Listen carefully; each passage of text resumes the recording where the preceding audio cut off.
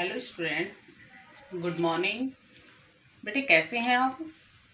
Okay, तो बेटा हमने पहले की जो अपना कालांश था, पहला जो अपनी क्लास थी, उसमें हमने क्या पढ़ा था? संधि की परिभाषा, उसके भेद, स्वर संधि के भेद में हमने दीर्घ संधि कर लिया था। और जो आज हम करेंगे वो हम जो स्वर संधि के अन्य जो भेद हैं उनके विषय में पढ़ेंगे।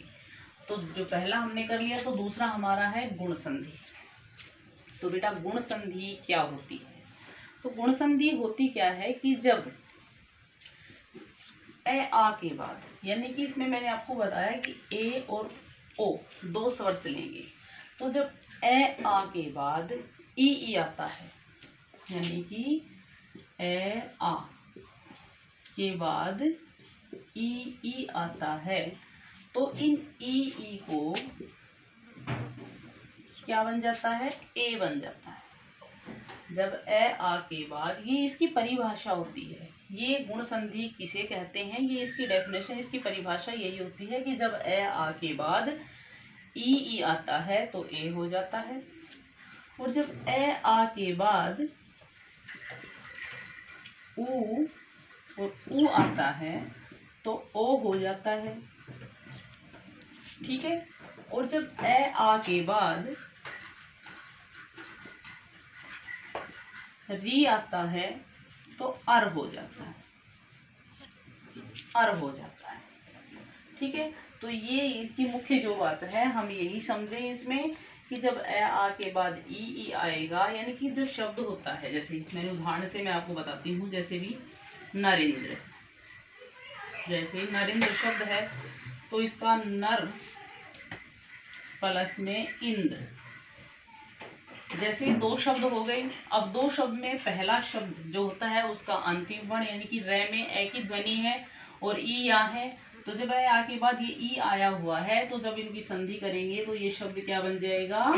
नरेंद्र। ठीक है, यानी कि ए आ के बाद यदि ई आता है तो क्या बन जाता है? ए बन जाता है यहाँ पे। ठीक है, उसके बाद यानी कि इसमें कई, यानी कि इसमें ई छोटी भी हो सकती है और बड़ी भी हो सकती है, दोनों में कोई भी हो सकती है। जैसे परमेश्वर है, परमेश्वर। ठीक है, तो यहाँ है परम प्लस में ईश्वर, तो यहाँ बड़ी आ गई, तो यहाँ छोटी भी हो सकती है और बड़ी भी हो सकती है, तो दोनों से मिलकर यानी क्या बना? परमेश्वर। ठीक है, तो यहाँ जब छोटी यानी कि ई आता है तो ए हो जाता है। तो ये तो थे ई वाले। अब आगे जो होंगे वो है जैसे ऊ, जैसे ये है ऊ, तो इसमें जैसे ए आ के बाद ऊ आता है, तो जैसे महोत्सव है, महोत्सव है, महोत्सव शब्द है, इसमें हम इसका संधि विच्छेद करेंगे, जैसे महा प्लस में उत्सव, महा प्लस में उत्सव हो गया। अब यहाँ ए आ, यानी कि आ की ध्वनि है यहाँ पे, इसमें ए आ के बाद क्या आया हुआ है? ऊ आया हुआ है। यहाँ ऊ छोटा भी हो सकता है और बड़ा भी हो सकता है।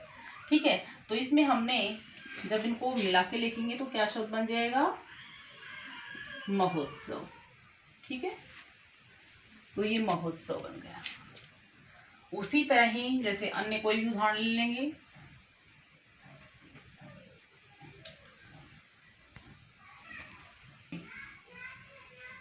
जैसे ये शब्द है तो जल प्लस में उर्मी। ठीक है, यानी कि ए आ के बाद ऊ आया हुआ है, तो यहाँ इस तरह से जलोढ़ है तो जल प्लस में उड्डा, तो यहाँ ये मात्रा बड़ी लगी हुई है जलोढ़ में। ठीक है, तो यहाँ ऊ छोटा भी हो सकता है और बड़ा भी हो सकता है। तो ये थे हमारे ओ वाले। ठीक है, यानी कि ए आ के बाद ई आएगा तो ए आ के बाद ऊ आएगा तो ओ, और ए आ के बाद अगर री आता है तो अर हो जाता है। तो हम रे वाला और पढ़ेंगे, जैसे ये शब्द है शक्त प्लस में ऋषि। ठीक है, अब इस शब्द को हम मिलाएं, यानी कि ए आ के बाद री आता है तो क्या बनेगा? अर बनेगा। तो हम इसको कैसे लिखेंगे, सप्तऋषि। ठीक है, और भी उदाहरण होंगे जैसे राज प्लस में ऋषि,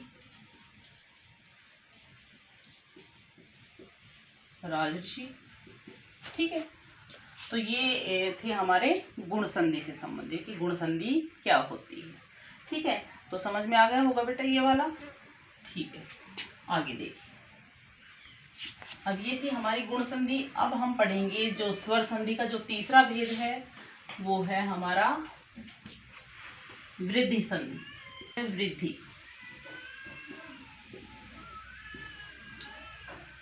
वृद्धि संधि क्या होती है, देखो सबसे पहले भी वृद्धि में कौन कौन से स्वर होते हैं।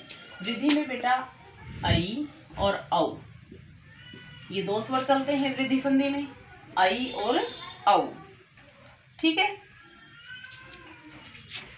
तो वृद्धि संधि में हमारे जो रहेंगे वो रहेंगे कि जब ए आ के बाद, यानी कि जब ए आ के बाद ए आई, दोनों में कोई भी हो सकता है तो वहां आई बनेगा।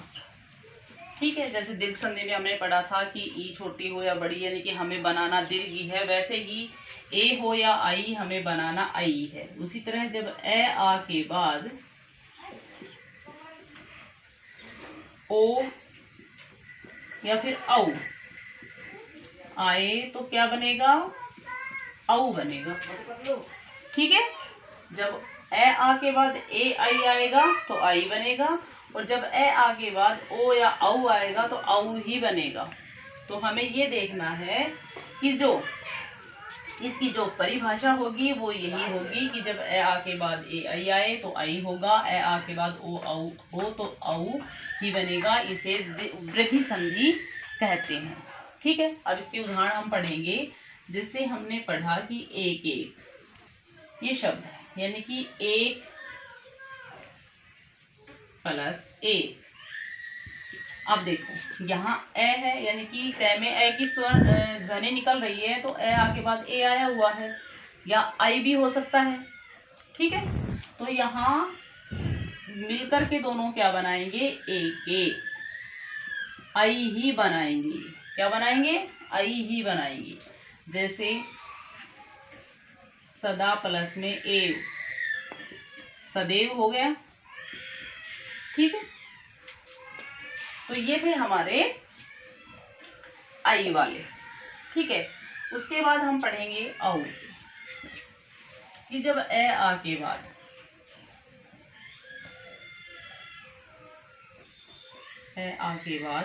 औ वाले आएंगे तो औ ही बनेगा जब ओ या औ आएगा, तो औ बनाएंगे। वो कैसे, देखो जैसे महोषधि, महोषधि, तो इसमें महा प्लस में औषधि। ठीक है, ठीक है, तो महा प्लस में औषधि। ठीक है, तो ये क्या बन गया, महोषधि। ठीक है, तो उसी तरह ही जैसे हमारे रहेंगे जो और रहेंगे हमारे वृद्धि संधि के, जैसे परमोज, महोदर, सॉरी महोदार्य,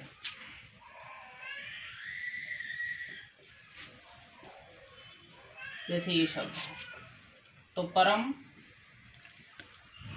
प्लस औदार्य। ठीक है, तो इस तरह से ये हमें औ ही बनाना है। ए आ के बाद औ आए या ओ आए तो ये हमें औ ही बनाना है। ठीक है, तो ये थे हमारे वृद्धि संधि के। ठीक है, अब हम पढ़ेंगे यण संधि। चौथी जो हमारी रहेगी वो है यण संधि।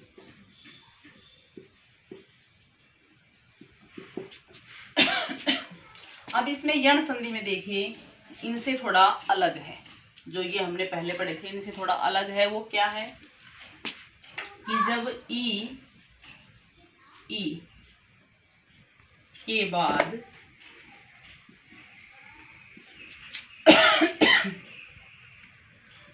के बाद भिन्न स्वर आए,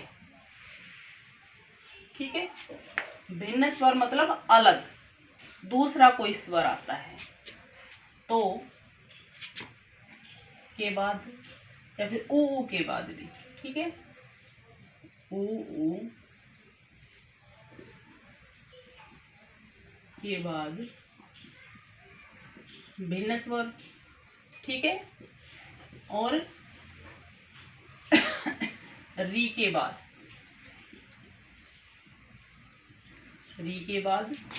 भिन्न स्वर, ये ध्यान रखना है। अलग अलग लिख दिया मैंने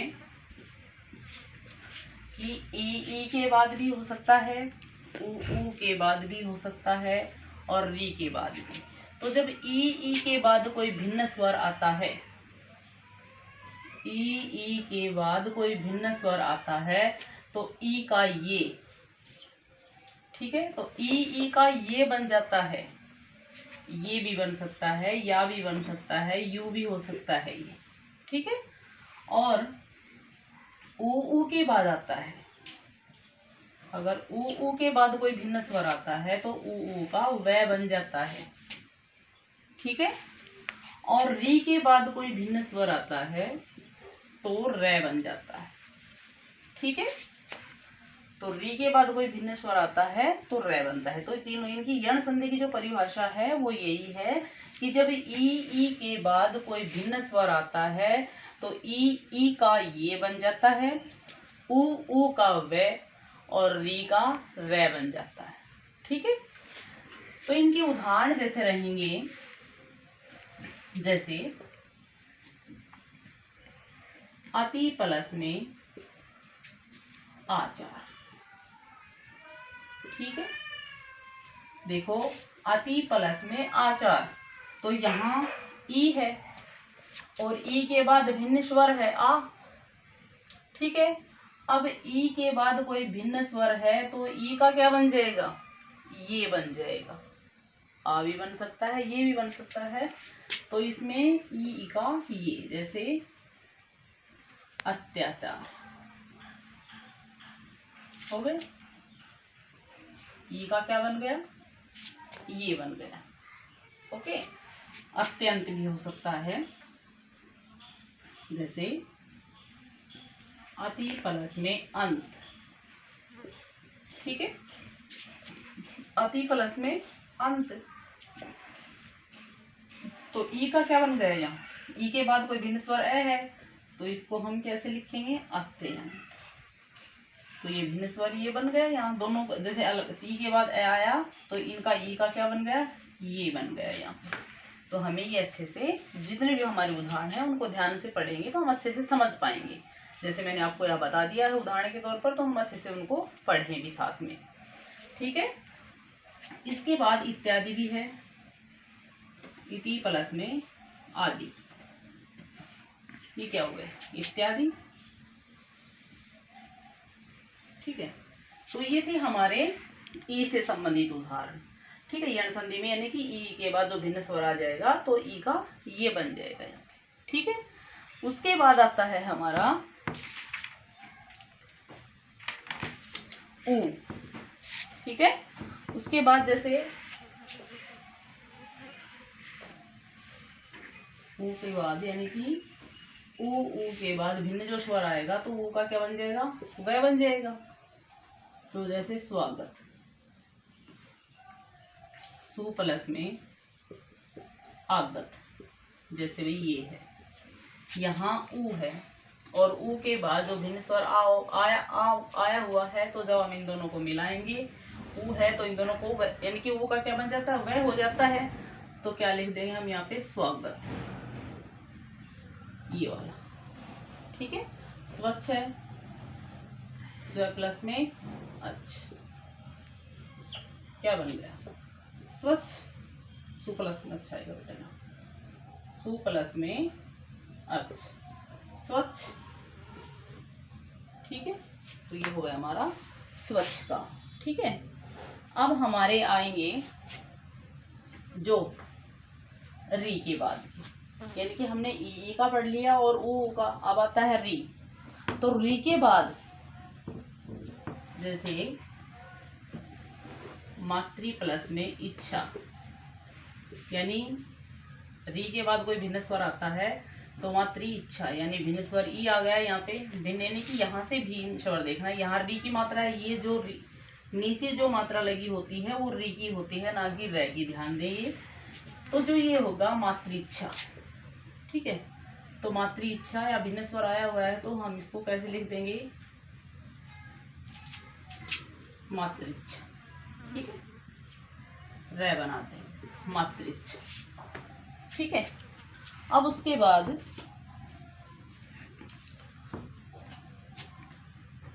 पितृइच्छा हो सकता है, पितृ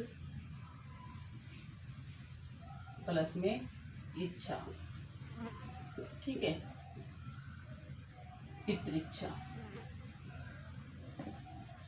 ठीक है। तो इस तरह से हम इनको बना सकते हैं कि री के बाद जो भिन्न स्वर आता है तो उसकी री का सॉरी पितृइच्छा, तो इस तरह से इनको हम लिख सकते हैं, ठीक है। अब हमारा आता है अगली जो संधि आती है पांचवी, वो है अयादि संधि। अयादि संधि। अब अयादि संधि क्या होती है, देखो अयादि संधि में ए, आई, ओ, औ, ये 4 स्वर होते हैं। अब इन 4 स्वर में इनके बाद कोई भी स्वर आता है तो जो ए, आई, ओ, औ, अब ये 4 जो स्वर हैं, जब कोई भी शब्द होता है, जब हम इनके बाद कोई भी भिन्न स्वर आ सकता है, ठीक है। तो जब हम इनका संधि विच्छेद करेंगे या इनको लिखेंगे तो वो कैसे, देखो अगर किसी में ए के बाद कोई भिन्न स्वर आ रहा है तो ए का आई हो जाता है, आई, ठीक है, आई का आय हो जाता है, ओ का औ और औ का आव, ठीक है। ये इस तरह से हमें ध्यान रखना है कि जो शब्द हैं उनमें से जिस शब्द का हम उच्चारण कर रहे हैं तो उसमें हम यदि ए के बाद कोई भिन्न स्वर है तो ए का आई हो जाएगा, आई का आय, ओ का औ और औ का आव हो जाता है, ठीक है। वो कैसे, देखो जैसे इसका उदाहरण हम लेंगे। पहला जो शब्द है ने प्लस में अन, हम इस शब्द को पढ़ेंगे नयन। मान लीजिए ये शब्द है नयन है, नयन जो शब्द है उसको हम जब पढ़ रहे हैं तो नई, इसकी ध्वनि निकल रही है, आई की आ रही है, तो हम उसका संधि विच्छेद करते समय हम उनको कैसे लिख देंगे, ने प्लस में अन, ठीक है। यदि उसमें आई की ध्वनि आ रही है, नयन नई आई की आ रही है, तो ने प्लस में अन लिखकर संधि विच्छेद कर देंगे। और इसमें अगर यानी इसमें एक मात्रा से, ठीक है, एक ही मात्रा। अब उसके बाद अगर नायन, नायक है, नायक है, जैसे ये नायक शब्द है, नायक आय, हम इसको पढ़ रहे हैं तो ना आय, आय की ध्वनि निकल रही है यहाँ, तो हम इसको कैसे कर देंगे, आई की, यानी कि आई का आय हो जाता है यहाँ, तो नई प्लस में इक, नई प्लस में अक, सॉरी नई प्लस में अक, नायक, ठीक है। यहाँ एक ही आई, तो हम एक मात्रा लगा के इसका विच्छेद कर देंगे। यहाँ आई की आ रही है तो आई की लगा के विच्छेद कर देंगे, ठीक है। और औ, जैसे पवन है, पवन शब्द है, पौ, जब बोल रहे हैं पवन, पौ, औ की ध्वनि निकल रही है यहाँ, तो हम इसको कैसे विच्छेद कर देंगे, पो प्लस में अन, ठीक है। इसमें औ की साउंड निकल रही है, औ की निकल रही है, तो हम औ की, ओ की मात्रा निकाल के इसमें ओ की मात्रा लगा के अन, पो प्लस में अन, पवन बन जाएगा ये, क्योंकि यहाँ औ निकल रहा है ना, पौ, तो यहाँ हम पो लगा के, ओ की मात्रा लगा के अन शब्द लिख देंगे। तो ये था हमारा औ, ओ का। अब उसके बाद जैसे पावक, पावक, ठीक है, तो ये पवन था, ये पावक है।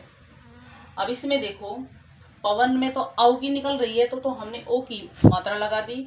यहाँ पावक पावक आव की निकल रही है तो हम पौ, यानी कि पौ प्लस में अक ये लगा के इसका विच्छेद कर देंगे तो हम समझ जाएंगे कि इस तरह के जो शब्द होंगे वो हमारे अयादी संधि से संबंधित होंगे। तो बेटा आज हमने हमारे स्वर संधि के 5 भेद पूरे कर लिए हैं और इसी से संबंधित जो हमारे प्रश्न रहेंगे वो आपको मैं अभी बता रही हूँ। सोच हमारा है गृह कार्य, तो ये हमारा रहेगा गृह कार्य जो रहेगा। जो 2 प्रश्न हमने पहले कर लिए और तीसरा जो प्रश्न रहेगा वो रहेगा स्वर संधि के भेदों की परिभाषा उदाहरण सहित लिखिए। भेद, तो स्वर संधि के जो 2 भेद हैं उनका यहाँ जैसे भी दीर्घ संधि, जब 2 समान ह्रस्व या दीर्घ स्वर मिलकर एक दीर्घ स्वर बनाए तो उसे दीर्घ संधि कहते हैं, जैसे परमार्थ, दयानंद, परीक्षा, लघुतर आदि। उसके बाद है गुण संधि, जब ए आ के बाद ई ऊ और री आए तो ई का ये, ऊ का ओ और री का अर हो जाता है, तब उसे गुण संधि कहते हैं, जैसे दिनेश, रमेश, महोत्सव, सप्तऋषि आदि। ये गुण संधि के उदाहरण हैं। अब है तीसरी वृद्धि संधि, जब ए आ के बाद ए आई ओ औ हो तो ए आई का आई और ओ औ का औ हो जाता है तो उसे वृद्धि संधि कहते हैं। ठीक है, जैसे एक, सदैव, महोज, ये सभी वृद्धि संधि के उदाहरण हैं।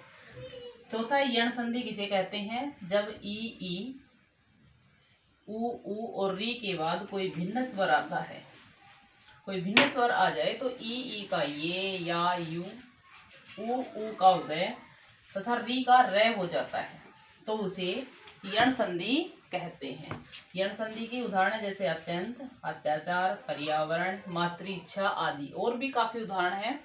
उसके बाद 5वीं जो संधि है वो है यानी कि स्वर संधि के भेद में अयाधी संधि, जब ए आई ओ औ के बाद कोई भिन्न स्वर आ जाए तो ए का आई का आय, ओ का औ और औ का आव हो जाता है।